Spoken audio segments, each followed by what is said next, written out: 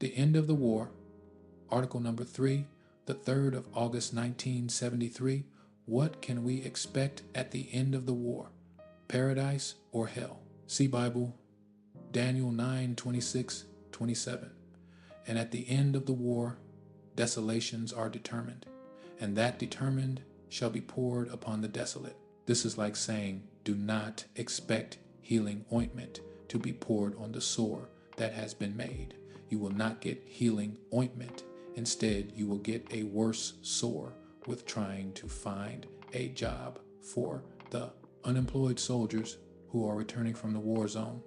If they have a chance to return, this will be one of the worst headaches for the government that she has ever received. With unemployment mounting so fast, it will create revolution, and everybody will want to divide the government up into pieces, and every leader will want to grab a piece for his part to try to muster some kind of government patterned after his own way of thinking.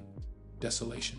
If we are going to suffer deprivation in a country that has been the pride of the nations, this will make it altogether worse, for everybody will be thinking about the way that they used to live and the freedom and the privileges that they used to have, and this will make anger rise up in the midst. What I am trying to show you is that the prophet Daniel cannot be wrong, because this desolation that is determined to be poured on the most desolate is aimed at the place in which we now live. And just remember that you cannot expect paradise here when such condition of desolation is headed toward America. And since we cannot make prophets' words other than the truth, we expect this desolation, and we are receiving this desolation now. And the way to hasten such desolation is to confuse the heads of government. And if we see this confusion of the heads of government as plain as the five fingers on our hand, and if we have only on one finger on our hand, we can see that the government is confused and cannot find a way out. In peace with itself daily and nightly, we see and hear what they are doing. It is a confused time of the governments, of which the citizens look to for guidance. And how can the head guide if it is not at peace with itself? Everybody regrets talking about the woe that is heading toward America and the woe that is in America. But America brought this woe upon herself by not doing justice to her black slaves. Allah, God, wants to pay America for her injustice to her lowly black slave. Allah, God, is not bringing this woe on America because of her injustice to nations outside of America. He is paying America for her injustice to we, the poor black man in America, the black slave. America has not received much woe yet for how she killed outright the poor black man in the South, Georgia. America has hated her black slave worse than she hates rattlesnakes.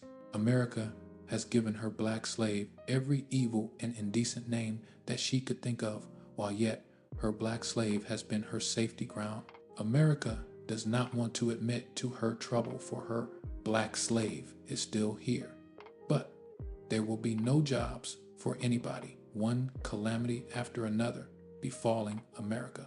When she thinks that one calamity is going out, another is just entering. These constant calamities will continue until America is on her hands and knees, admitting that Allahu Akbar, Allah is the greatest. Every prophecy of the prophets prophesying of destruction is aimed at America. This is dreadful and awful trouble that is divinely focused at America. I say to you, my black brothers and black sisters, seek refuge in Allah. Fly to Allah. Come follow me. I ask you to help me, to help you. But you would rather see your money fall dead in the white man's hands than to offer it to me to try to help make some bread out of the earth for you. Remember, the end of the war desolations are determined.